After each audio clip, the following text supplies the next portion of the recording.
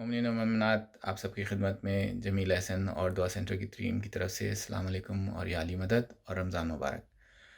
ہم نے رمضان کے دوران پروگرامز کا ڈیلی پروگرام کا سلسلہ شروع کیا ہے۔ یہ پروگرام جو ہیں وہ 7:15 بجے ایسٹرن اسٹینڈرڈ ٹائم کے حساب سے شروع ہوں گے۔ پروگرام کا افتتاح تلاوت کلام پاک سے، اس کے بعد حدیث قصہ اور پھر دعائے افتتاح ہوگا۔ ان سب کے بعد ایک دوسرا سیکشن شروع ہوگا جس میں مولانا حسین شیرازی صاحب رمضان اور ہم کے ٹاپک پہ خطاب فرمائیں گے۔ چھوٹا سا یہ خطاب ہوگا اور یہ پروگرام مغرب کی نماز سے پہلے ختم ہو جائے گا۔ جیسا کہ آپ سب جانتے ہیں کہ سینٹر کلوزڈ ہیں، یہ تمام پروگرام آن لائن ہی ترتیب دیے جائیں گے۔ تو انشاءاللہ آپ سے ہر روز رمضان کے دوران یہیں ملاقات ہوگی 7:15 بجے۔ جزاک اللہ۔ اعوذ باللہ من الشیطان اللعین الرجیم، بسم اللہ الرحمن الرحیم۔ الرحمن علم القرآن، خلق الانسان علمہ البیان۔ الشمس والقمر بحسبان، والنجم والشجر یسجدان، والسماء رفعها ووضع الميزان اللہ تطغوا فی الميزان وأقیموا الوزن بالقسط ولا تخسروا الميزان والأرض وضعها للأنام فيها فاكهة ونخل ذات الأكمام والحب ذو العصف والريحان فبأي آلاء ربكما تكذبان خلق الإنسان من صلصال كالفخار وخلق الجان من مارج من نار فبأي آلاء ربكما تكذبان رب المشرقين ورب المغربين فبأي آلاء ربكما تكذبان مرج البحرين يلتقيان بينهما برزخ لا يبغيان فبأي آلاء ربكما تكذبان يخرج منهم اللؤلؤ والمرجان فبأي آلاء ربكما تكذبان وله الجوار المنشآت في البحر كالأعلام فبأي آلاء ربكما تكذبان كل من عليها فان ويبقى وجه ربك ذو الجلال والإكرام فبأي آلاء ربكما تكذبان يسأله من في السماوات والأرض كل يوم هو في شأن فبأي آلاء ربكما تكذبان سنفرغ لكم أيها الثقلان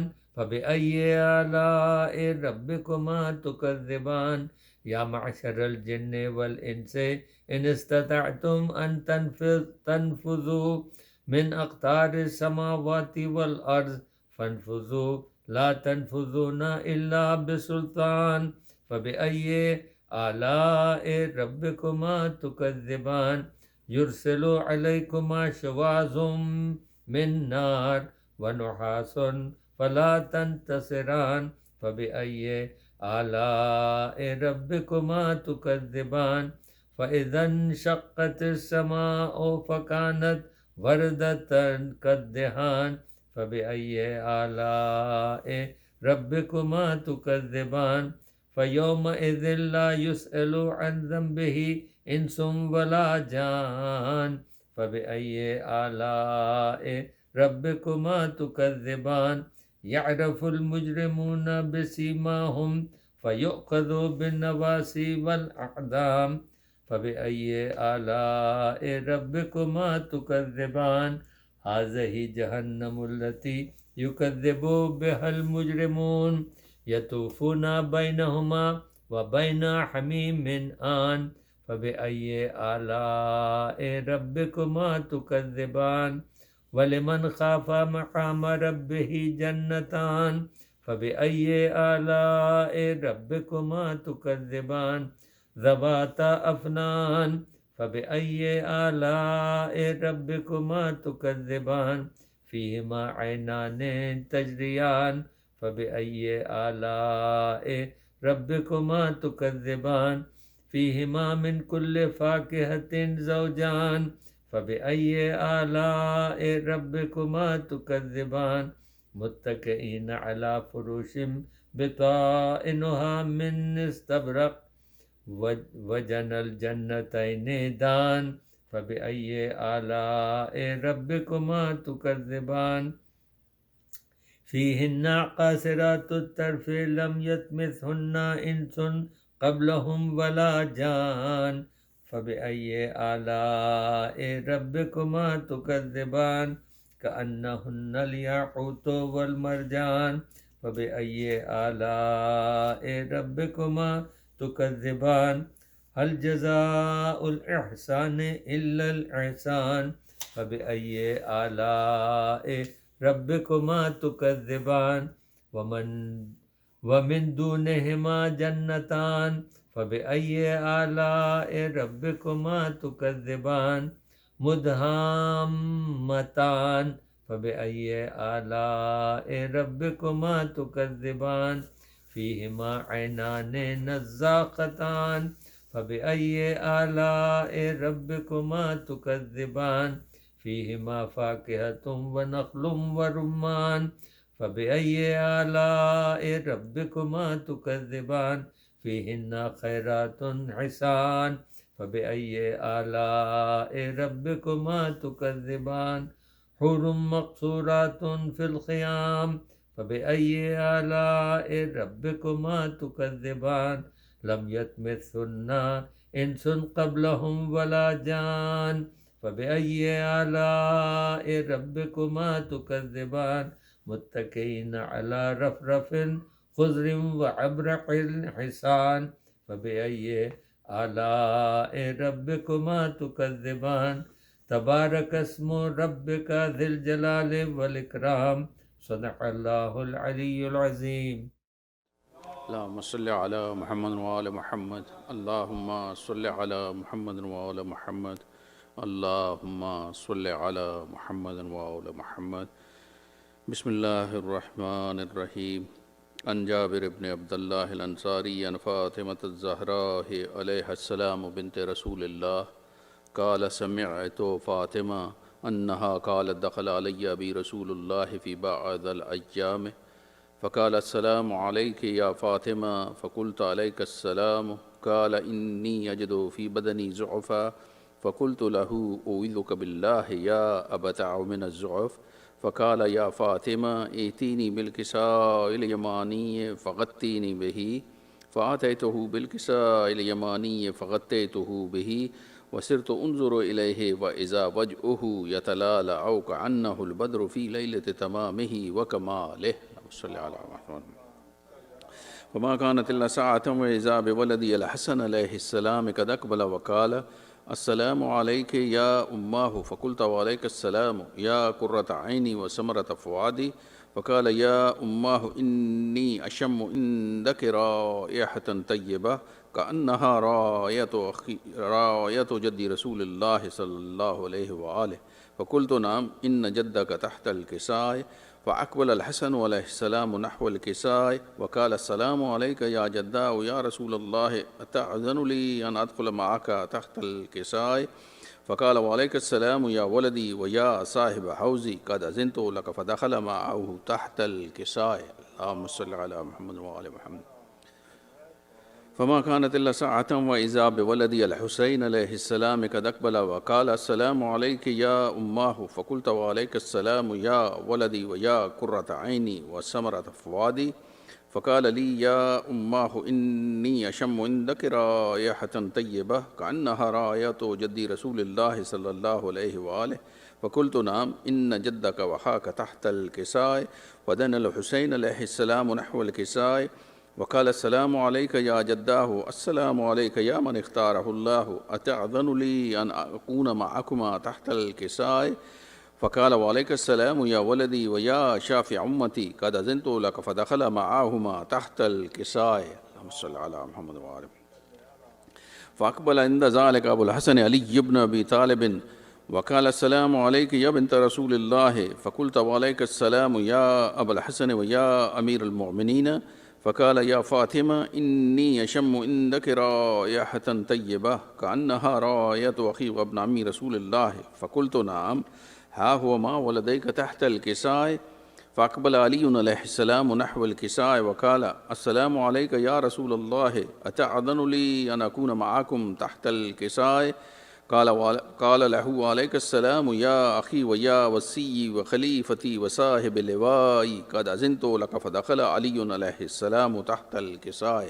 صلى الله عليه وسلم ثم أتيت نحو الكساء وقلت السلام عليك يا أبتاه يا رسول الله أتأذن لي أن أكون معكم تحت الكساء قال وعليك السلام يا بنتي ويا بضعتي قد أذنت لك فدخلت تحت الكساء صلى على محمد وعلى محمد فلما اكتملنا جميعا تحت الكساء أخذ بي رسول الله بطرفي الكساء وأو معي بيد اليمنى إلى السماء وقال اللهم إن هؤلاء أهل بيتي وخاصتي وحامتي لحمهم لحمي ودمهم دمي يعلمني ما يعلمهم ويحزنني ما يحزنهم أنا حرب لمن حاربهم وسلم لمن سالمهم وعدو لمن عاداهم ومحب لمن أحبهم إنه مني وأنا منهم فاجعل صلواتك وبركاتك ورحمتك وغفرانك ورضوانك علي وعليهم وأذهب عنهم الرجس وطهرهم تطهيرا اللهم صل على محمد وسلم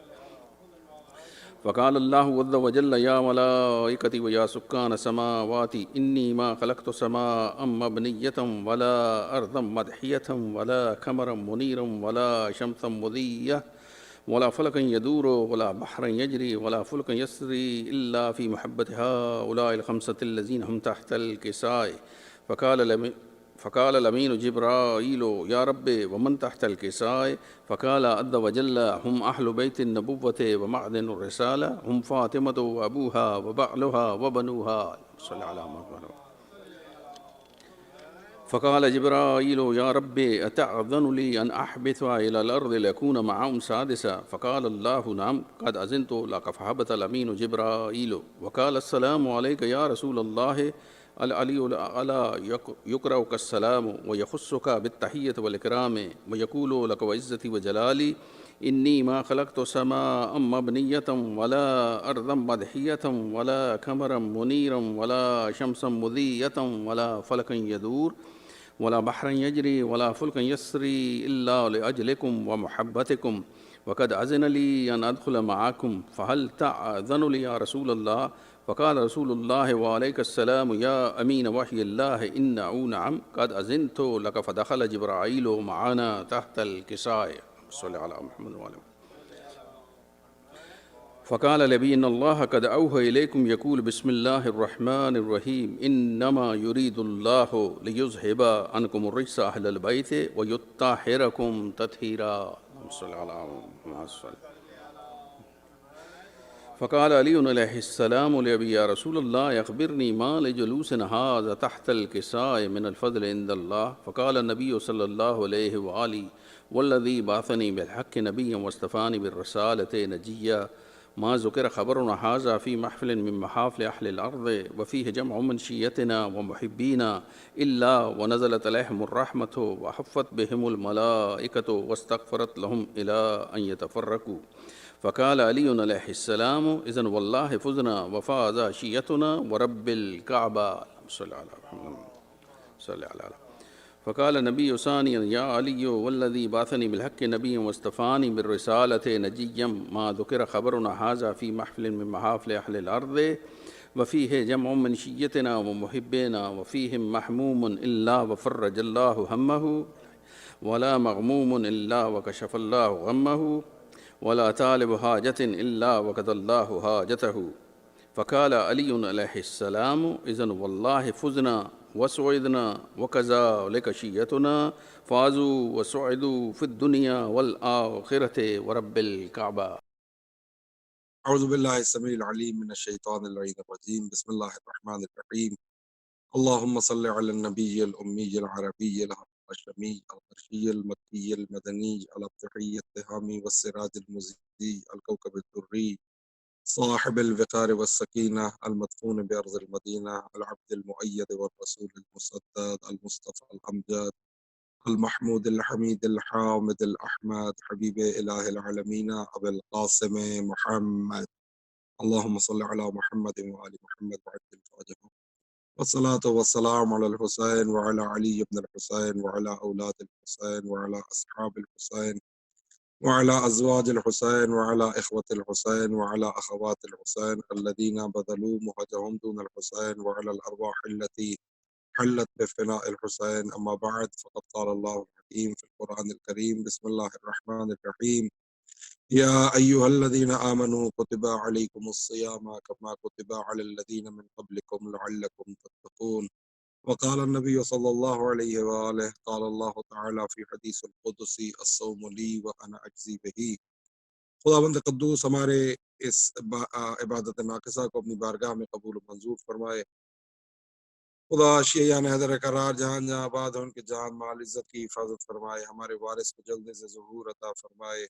جمیع مومنین، جمیع مسلمین، بلکہ بنی نوع انسان کو خدا اس وبا اور اس بلا سے محفوظ و معمون فرمائے. ہمارے وارث کو جلد سے ظہور عطا فرمائے. خدا آل سعود اور آل خلیفہ کو نیست و نابود فرمائے. اور جو حضرات مومنین و مومنات پچھلے سال ہمارے ساتھ ان ایام ماہ مبارک رمضان میں عبادات و طاعات میں شریک تھے اور اس سال اس دنیا فانی سے انتقال کر گئے ہیں، خدا ان کی مغفرت فرمائے. ان سب کے لیے، اپنے مرحومین مرحومات کے لیے، دعا سینٹر کے جو معاونین ہیں ان کے مرحومین مرحومات کے لیے، اور بالخصوص میں جو کچھ نام لے رہا ہوں ان کو شامل فرما لیں. سید محمد سبطین، صوفیہ خاتون، چندہ بیگم، سید علی حسین اور یعقوب رضوی مرحومین مرحومات. اپنے مرحومین مرحومات کے لیے بھی ایک دفعہ سورہ فاتحہ. بسم اللہ الرحمن الرحیم. الحمد للہ رب العالمین الرحمن الرحیم مالک یوم الدین ایاک نعبد و ایاک نستعین اهدنا الصراط المستقیم صراط الذین انعمت علیہم غیر المغضوب علیہم ولا الضالین. اللهم ثوابها الى ارواح جمیع المؤمنین والمؤمنات.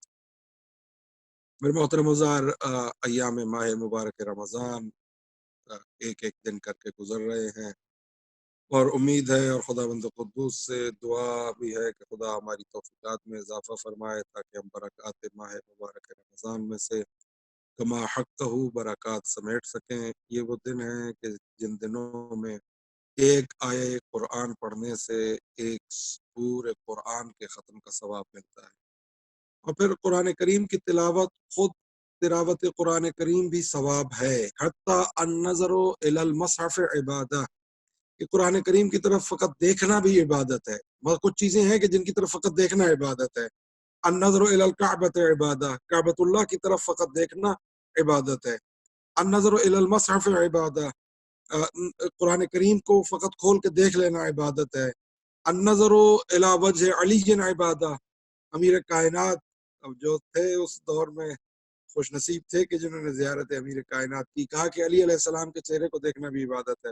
یہاں تک روایتیں موجود ہیں کہ ماں باپ کے چہرے کو دیکھنا عبادت ہے. تو قرآن کریم کو فقط دیکھ لینا بھی عبادت ہے، قرآن کریم کی تلاوت بھی عبادت ہے. لیکن جو قرآن کی طرف ہمیں توجہ دلوائی جا رہی ہے اس ماہ مبارک رمضان کے حوالے سے، کہ وہ تدبر فی القرآن ہے، کہ قرآن کی فقط تلاوت بغرض ثواب نہیں ہونا چاہیے. قرآن کریم کی تلاوت، کہ قرآن کریم ہم سے چاہتا کیا ہے، ہمارا مالک جو ہم سے کلام کر رہا ہے تو آخر خدا بند قدوس ہم سے کیا چاہتا ہے، خدا کیا مانگتا ہے ہم سے. مثلا خدا کہتا ہے وقت سے تو عدل کرو. یہ ممکن نہیں ہے کہ میں لوگوں کے ساتھ ظلم کروں اور پھر قرآن کریم کی تلاوت بھی کروں اور مجھے ثواب بھی مل جائے.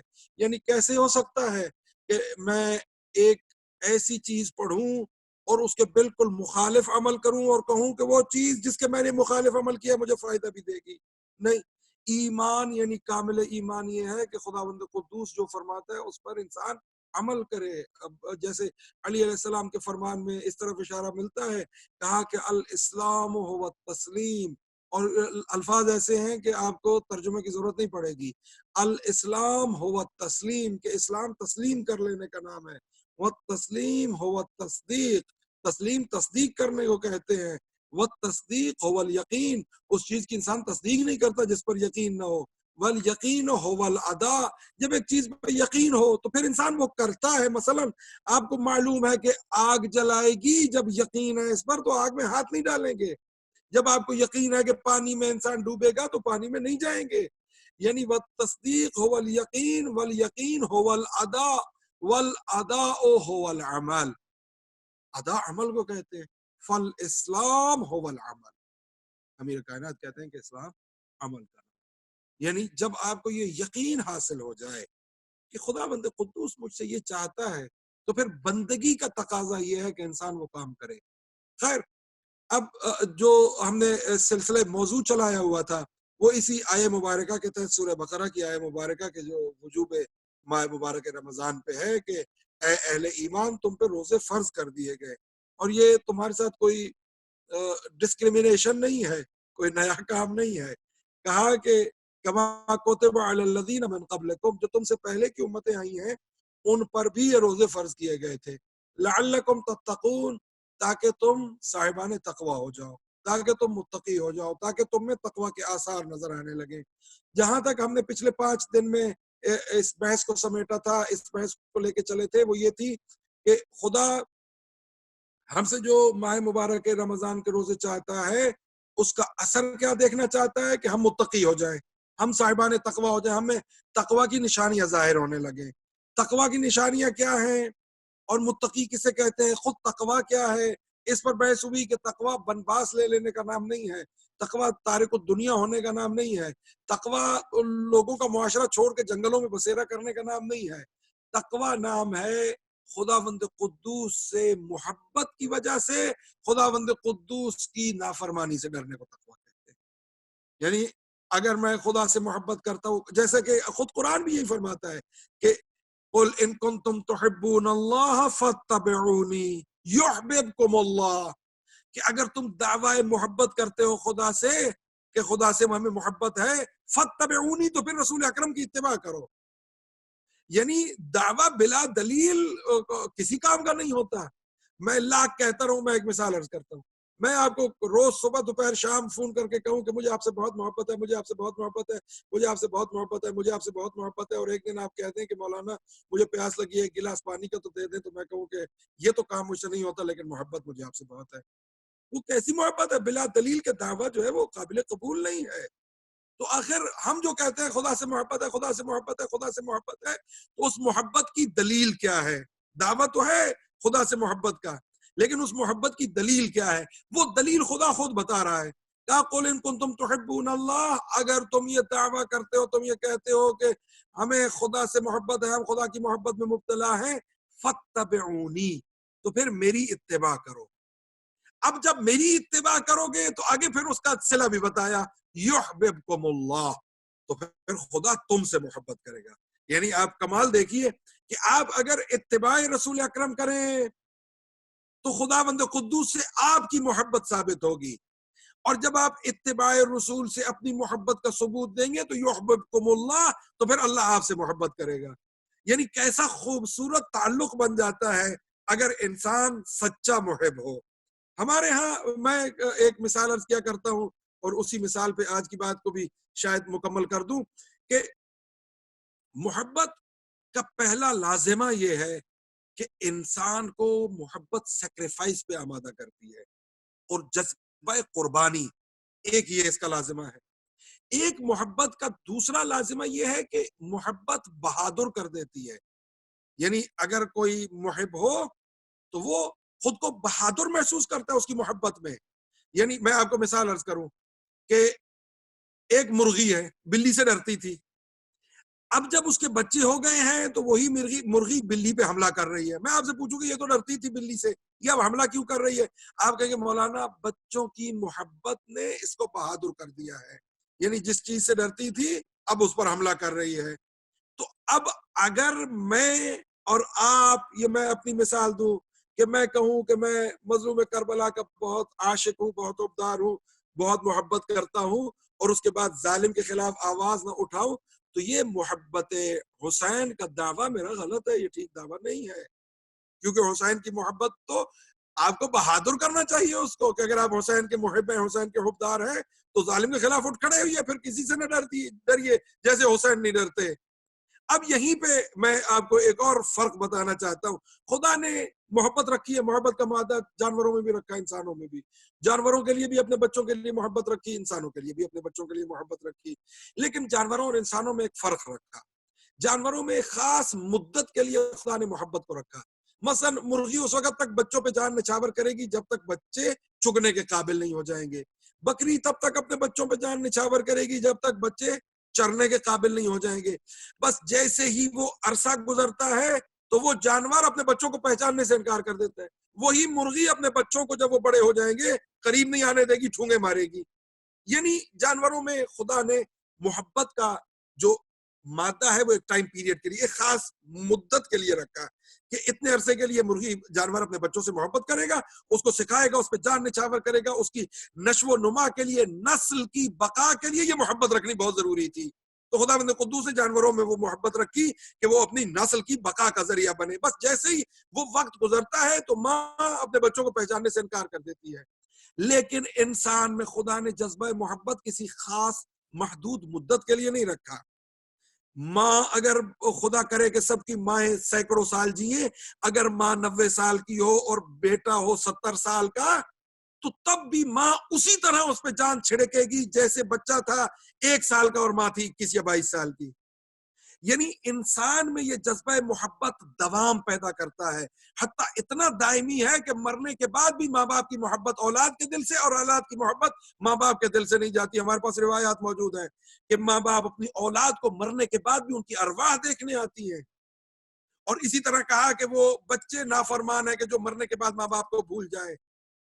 یعنی آپ غور فرما رہے ہیں کہ انسان میں یہ جذبہ محبت کسی محدود مدت کے لیے نہیں رکھا خدا نے، کہ حتیٰ نان و نفقہ واجب ہے ایک دوسرے پہ۔ مثلا اگر میرے والدین وفات پا چکے ہیں، خدا ان کی مغفرت کرے، لیکن اگر آج میں 40-41 سال کا ہو کے بھی اگر فقیر ہو جاؤں تو میرے ماں باپ پہ میرا نان و نفقہ واجب ہے۔ اور اسی طرح ماں باپ، کہ اگر ماں باپ 70-80 سال کے بھی ہوں اور ان کا نان و نفقہ وہ اپنا پورا نہ کر سکیں تو اولاد پہ واجب ہے، وہ بیٹی ہو یا بیٹا ہو۔ بہرحال یہ ایک تفصیلی موضوع ہے، شرعی مسائل ہیں، وہ اگر کوئی ایسی صورتحال ہو تو آپ کسی بھی عالم کو فون کر کے پوچھ سکتے ہیں، لیکن ماں باپ کا اولاد پر اور اولاد کا ماں باپ پہ نان و نفقہ واجب ہے ہمیشہ کے لیے۔ تو اب اگر ہم جس معاشرے میں رہتے ہیں، اس معاشرے میں بتایا جاتا ہے کہ 18 سال کے بعد اولاد کا ماں باپ سے تعلق نہیں اور ماں باپ کا اولاد سے تعلق نہیں، تو یہ ہمیں انسانوں کو جانوروں کا معاشرہ بنانا چاہتے ہیں کہ جس طرح جانوروں میں ایک محدود مدت کے لیے محبت رکھی اور اس کے بعد ماں باپ کا تعلق اولاد سے نہیں ہے، اولاد کا تعلق ماں باپ سے نہیں ہے، یہ معاشرہ انسانوں کو جانور بنانا چاہتا ہے۔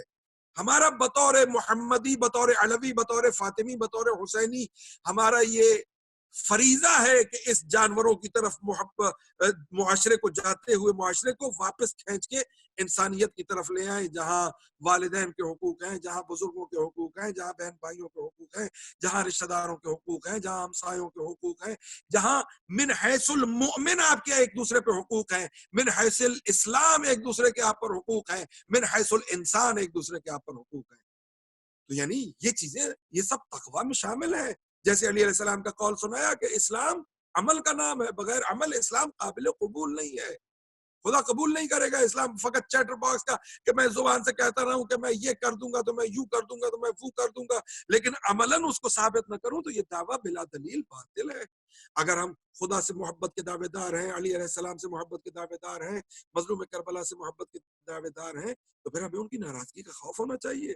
ہم میں سے کتنے ہیں جو حسین کے ناراض ہونے سے خوف زدہ ہے کہ کہیں حسین مجھ سے ناراض نہ ہو جائے، کہیں علی ہم سے ناراض نہ ہو جائے، کہیں خدا ہم سے ناراض نہ ہو جائے، کہاں سیدہ عالمیان کہیں فاطمہ الزہرا سلام اللہ علیہا ہم سے ناراض نہ ہو جائے۔ محبت کا تقاضا تو یہ ہے کہ انسان اپنے محبوب کی ناراضگی سے ڈرتا ہے۔ ہاں، آپ کو احساس ہے، اسی لیے آپ روزے سے ہیں، اسی لیے آپ نے پورا دن پانی نہیں پیا، اسی لیے فجر سے سحر سے لے کے اب تک آپ نے کھانا نہیں کھایا، اس لیے کہ آپ خدا کی محبت کی طرف قدم بڑھا رہے ہیں، آپ اہل بیت کی محبت کی طرف قدم بڑھا رہے ہیں، آپ علی علیہ السلام کا کہنا مان رہے ہیں۔ علی علیہ السلام کو یہ روزے پسند تھے، ابھی 1-2 مہینے رہتے ہیں جن کے بارے میں علی علیہ السلام نے کہا تھا کہ مجھے گرمیوں کے روزے پسند ہیں۔ کیوں؟ آخر کیا ہے کہ اگر ایک آدمی زیادہ پیاس برداشت کرے یا کم پیاس برداشت کرے؟ نہیں، جب آپ محبوب کی بارگاہ میں جتنی تکلیف اٹھاتے ہیں محب کا دل اتنا مطمئن ہوتا ہے، وہ محبوب کی نظروں میں اتنے درجے پاتا ہے۔ مثلا آپ سے میں بھی محبت کرتا ہوں، ایک اور شخص بھی محبت کرتا ہے، میں فقط فون پہ پوچھتا رہتا ہوں کہ آپ کیسے ہیں، وہ شخص ہر دوسرے دن آپ کے گھر دروازہ کھٹکھٹا کے پوچھتا ہے آپ کی طبیعت کیسی ہے، آپ کو کیسا، آپ کے پاس کھانا ہے، آپ کے پاس پینے کو کچھ ہے، آپ کے پاس چیزیں ہیں۔ تو کون ہے آپ کے زیادہ نزدیک؟ وہی جو آپ کے دروازے تک چل کے آ جاتا ہے۔ اسی طرح جو محبوب کی بارگاہ میں زیادہ قربانی پیش کرتا ہے وہ محبوب کی نگاہ میں زیادہ درجے پاتا ہے۔ تو یہ درجات ہیں محبوب کی بارگاہ میں۔ ہم خدا سے محبت کرتے ہیں، ہم امیر کائنات سے محبت کرتے ہیں، اس محبت کا تقاضا یہ تھا کہ ہم آج کے دن بھوکے پیاسے رہے ہیں، اور اسی محبت کے تقاضے کے تحت مومنین کو مومنین کے ساتھ ایک دوسرے کے حقوق کا خیال رکھنا چاہیے کہ کم از کم یہ علی علیہ السلام کا ماننے والا ہے۔ کوئی طعنہ زنی نہیں ہے علی کی بارگاہ میں، حسین کی بارگاہ میں کوئی طعنہ زنی نہیں ہے۔ مثلا آپ کو میں خدمت میں عرض کروں کہ جناب حر کا بھی تذکرہ ہوا۔ جناب حر علیہ السلام جب آئے ہیں صبح عاشور کو، اگر مجھ جیسا کوئی کم ظرف ہوتا تو خدا خبر کتنے طعنے دیتا اس کو، تم ہی تھے جس کی وجہ سے یہ ہوا، تم ہی تھے جو لشکر لے کے آئے تھے، تم ہی تھے جسے 100 باتیں سناتے۔ لیکن وہ حسین ہے، وہ خدا کے لیے کام کر رہے ہیں، وہ اپنے لیے کام نہیں کر رہے۔ کوئی ایک حسین یا حسینی کا کوئی ایک تانا دکھا دیجئے کہ کسی نے حر کو ایک جملہ کہا ہو۔ ہاں یہ ملتا ہے کہ جب حر آنے لگے ہیں تو بیٹا علی ساتھ ہے، کہا کہ میری آنکھوں میں پٹی باندھو، مجھے حسین سے آنکھ ملاتے ہوئے شرم آتی ہے۔ اور ادھر کیا معاملہ ہے کہ آپ یہ ہمارے لیے جو الگو ہے، جو ہمارے لیے ایک بہت بڑی امید ہے، اس کا نام ہے حر۔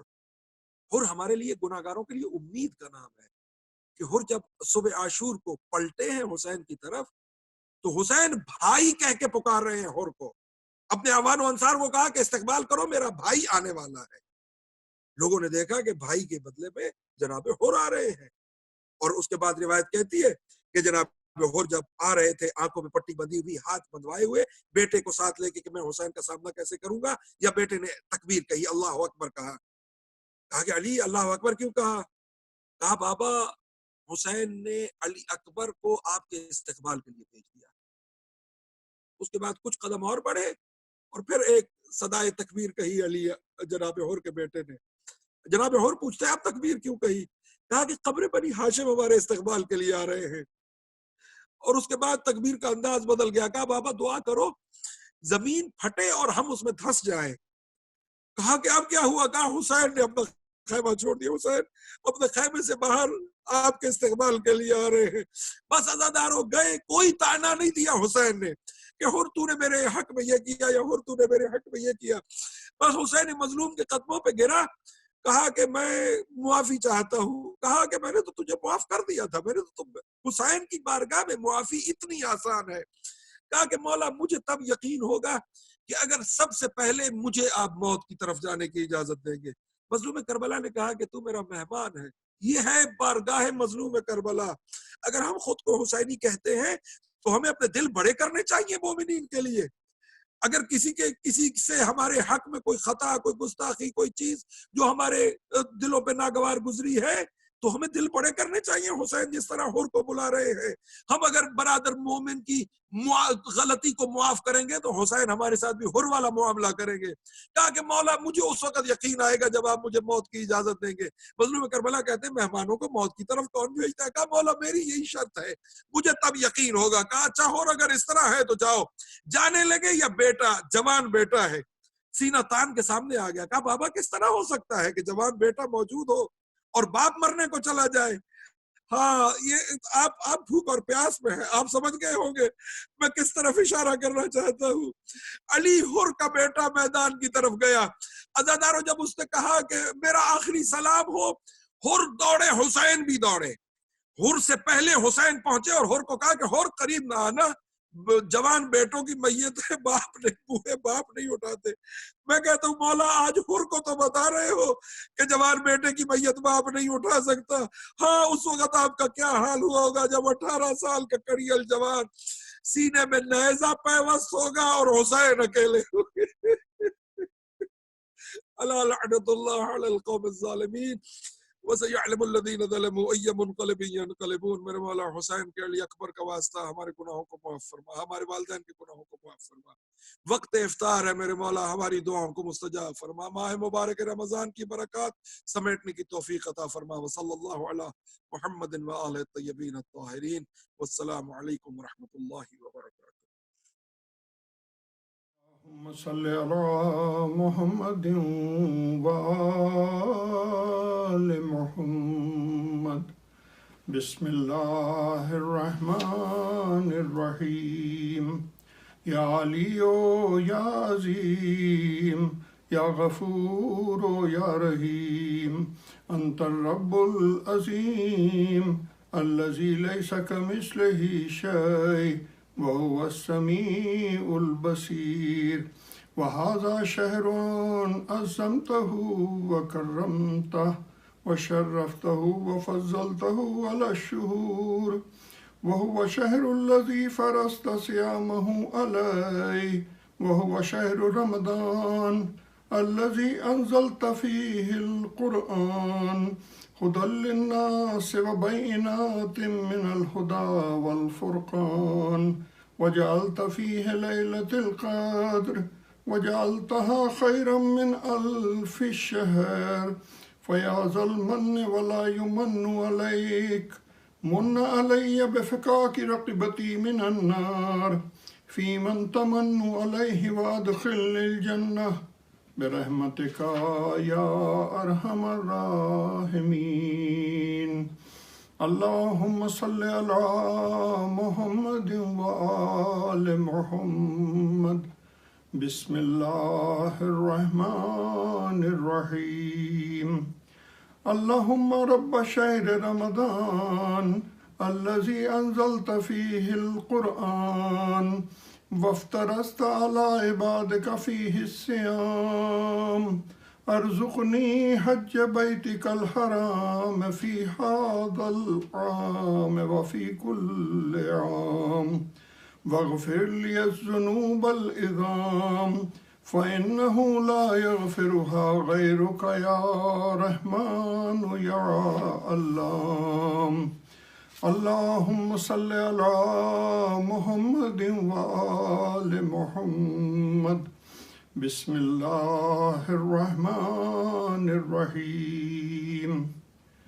اللهم إني أفتتح السنة بحمدك وأنت مسدد للصواب بمنك وأيقنت أنك أنت أرحم الراحمين في موضع العفو والرحمة وأشد المعاقبين في موضع النكال والنقمة وأعظم المتجبرين في موضع الكبرياء والعظمة. اللهم أذنت لي في دعائك ومسألتك فاسمع يا سميع مدحتي واجب يا رحيم دعوتي وأقل يا غفور عسرتي. فكم يا إلهي من كربة قد فرجتها وهموم قد كشفتها وعسرة قد أقلتها ورحمة قد نشرتها وحلقة بلاء قد فككتها. الحمد لله الذي لم يتخذ صاحبة ولا ولدا ولم يكن له شريك في الملك ولم يكن له ولي من الذل وكبره تكبيرا. الله أكبر الله أكبر الله أكبر. الحمد لله بجميع محامده كلها على جميع نعمه كلها. الحمد لله الذي لا مضاد له في ملكه ولا منازع له في أمره. الحمد لله الذي لا شريك له في خلقه ولا شبيه له في عظمته. الحمد لله الفاشي في الخلق أمره وحمده الظاهر بالكرم مجده. الباسط بالجود يده الذي لا تنقص خزائنه ولا تزيده كثرة العطاء إلا جودا وكرما إنه هو العزيز الوهاب. اللهم إني أسألك قليلا من كثير مع حاجتي بي إليه عظيمة وغناك عنه قديم وهو عندي كثير وهو عليك سهل يسير.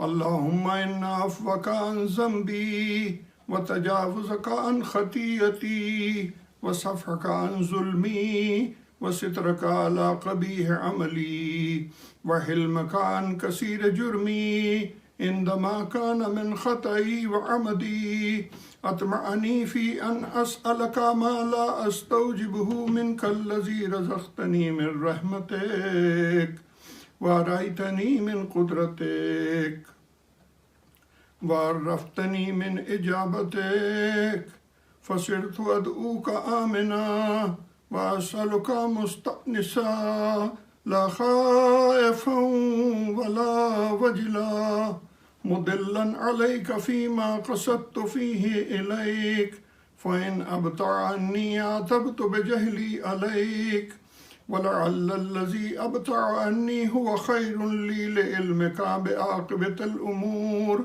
فلم أر مولا كريما أصبر على عبد لئيم منك علي. يا ربي إنك تدعوني فأولينك وتتحبب إلي فأتبغض إليك وتتودد إلي فلا أقبل منك كأن لي التطول عليك فلم يمنعك ذلك من الرحمة لي والإحسان إلي والتفضل علي بجودك وكرمك فارحم عبدك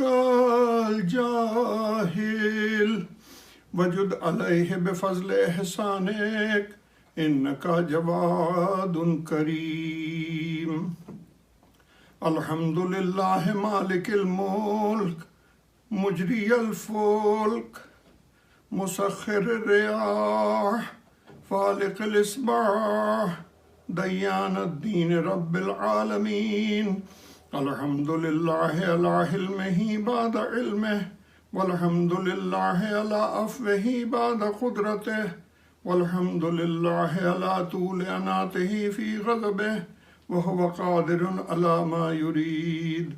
الحمد لله خالق الخلق باسط الرزق فالق الإصباح ذي الجلال والإكرام والفضل والإنعام الذي بعد فلا يرى فقرب فشهد النجوى تبارك وتعالى.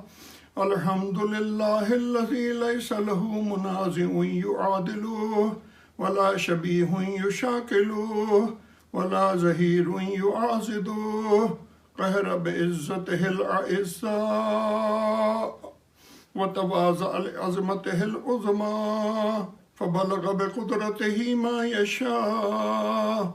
الحمد لله الذي يجيبني حين أناديه ويستر علي كل عورة وأنا عافيه ويعزم النعمة علي فلا أجازيه.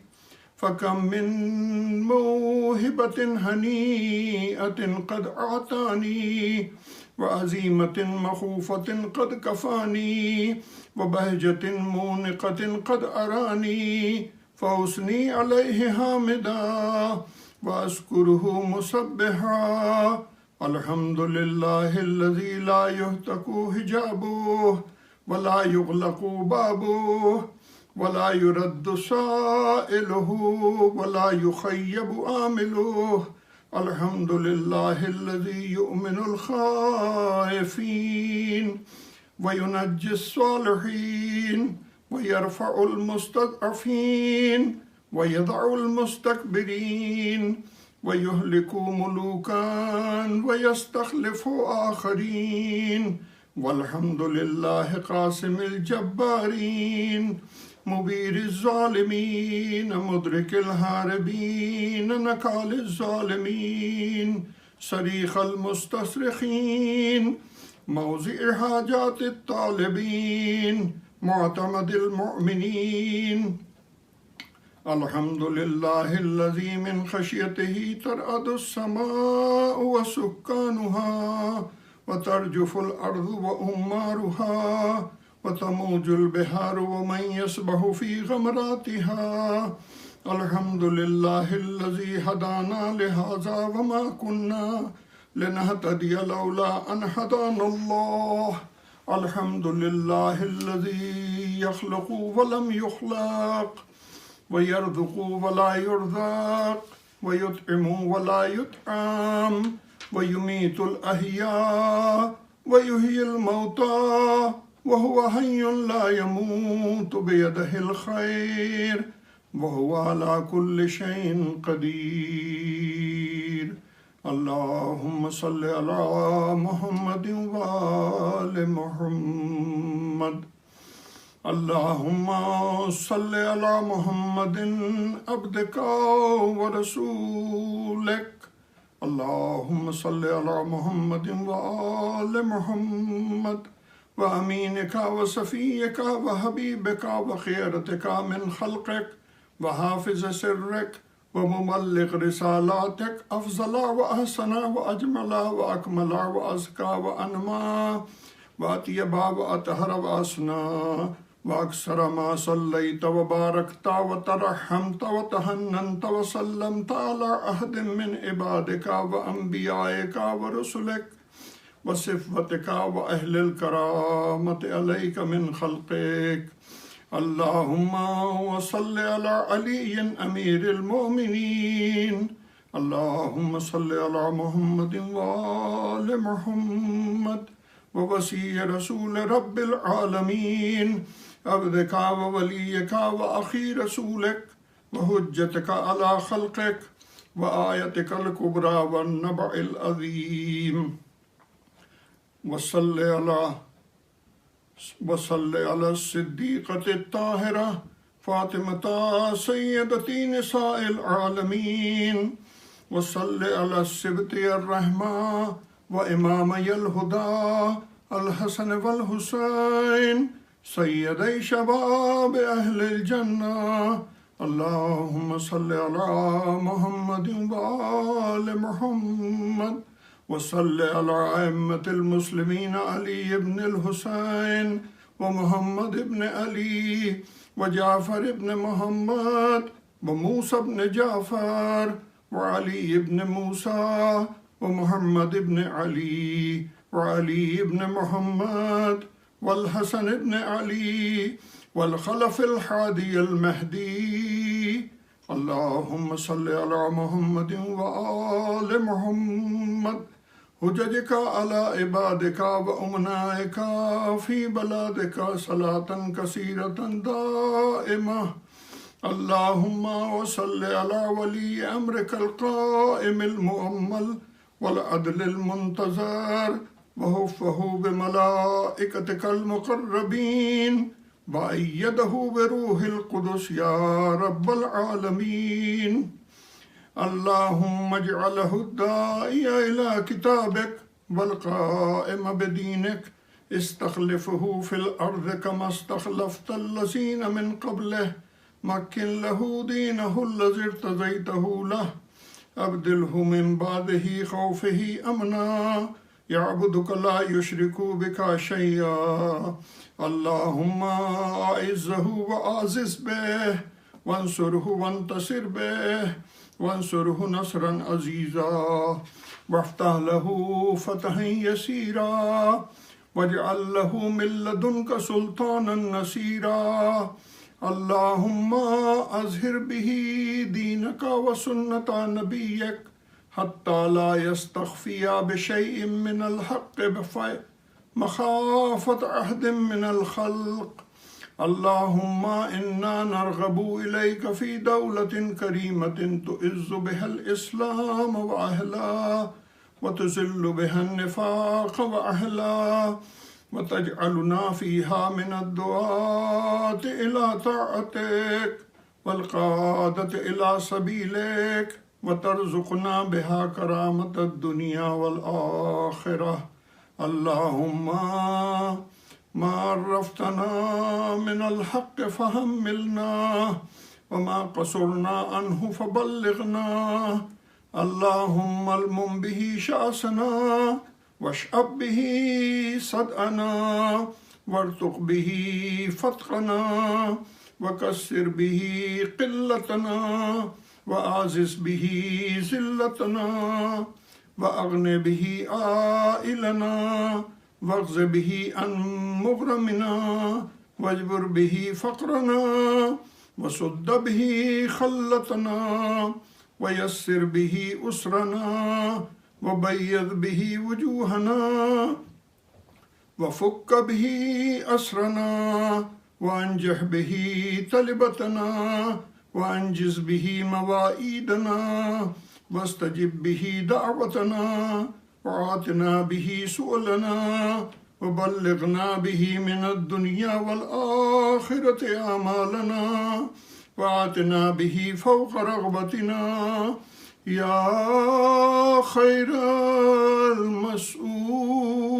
المسؤولين وأوسع المعطين. اشف به صدورنا وأذهب به غيظ قلوبنا واهدنا به لما اختلف فيه من الحق بإذنك إنك تهدي من تشاء إلى صراط مستقيم. وانصرنا به على عدوك وعدونا إله الحق. آمين. اللهم إنا نشكو إليك فقد نبينا صلواتك عليه وآله وغيبة ولينا وكثرة عدونا وقلة عددنا وشدة الفتن بنا وتظاهر الزمان علينا. فصل على محمد وآله وعنا على ذلك بفتح منك تؤجله وبزر تكشفه ونصر تعزه وسلطان حق تظهره ورحمة منك تجللناها وعافية منك تلبسناها برحمتك يا أرحم الراحمين. اللهم صل على محمد وآل محمد. بسم الله الرحمن الرحيم. اللهم برحمتك في الصالحين فادخلنا وفي عليين فارفعنا وبكاسم من معين من عين سلسبيل فاسقنا ومن الحور العين برحمتك فزوجنا ومن الولدان المخلدين كأنهم لؤلؤ مكنون فأخدمنا ومن ثمار الجنة ولحوم الطير فأطعمنا ومن ثياب السندس والحرير والاستبرق فألبسنا وليلة القدر وحج بيتك الحرام وقتلا في سبيلك فوفق لنا وصالح الدعاء ومسألتي فاستجب لنا. يا خالقنا اسمع واستجب لنا. وإذا جمعت الأولين والآخرين يوم القيامة فارحمنا وبراءة من النار فاكتب لنا وفي جهنم فلا تغلنا وفي عذابك وهوانك فلا تبتلنا ومن الزقوم والزريع فلا تطعمنا ومع الشياطين فلا تجعلنا وفي النار على وجوهنا فلا تكببنا ومن ثياب النار وسرابيل القطران فلا تلبسنا ومن كل سوء يا لا إله إلا أنت بحق لا إله إلا أنت فنجنا. اللهم صل على محمد وآل محمد. بسم الله الرحمن الرحيم. اللهم إني أسألك أن تجعل فيما تقضي وتقدر من الأمر المحتوم في الأمر الحكيم من القضاء الذي لا يرد ولا يبدل أن تكببني من حجاج بيتك الحرام المبرور حجهم المشكور سعيهم المغفور ذنوبهم المكفر عن سيئاتهم، وأن تجعل فيما تقضي وتقدر أن تطيل عمري في خير وعافية وتوسع في رزقي وتجعلني ممن تنتصر به لدينك ولا تستبدل بي غيري. اللهم صل على محمد وآل محمد. بسم الله الرحمن الرحيم. أعوذ بجلال وجهك الكريم أن ينقضي عني شهر رمضان أو يطلع الفجر من ليلتي هذه ولقى قبلي تبعة أو ذنب تعذبني عليه. اللهم صل على محمد وآل محمد. بسم الله الرحمن الرحيم. اللهم صل على محمد وآل محمد. اللهم أدخل على أهل القبور السرور. اللهم اغن كل فقير. اللهم أشبع كل جائع. اللهم اكس كل عريان. اللهم اكس دين كل مدين. اللهم فرج عنا كل مكروب. اللهم رد كل غريب. اللهم فك كل أسير. اللهم أصلح كل فاسد من أمور المسلمين. اللهم اشف كل مريض. اللهم اشف كل مريض. اللهم اشف كل مريض. اللهم سد فقرنا بغناك. اللهم غير سوء حالنا بحسن حالك. اللهم اغزنا الدين واغننا من الفقر إنك على كل شيء قدير. اللهم صل على محمد وآل محمد.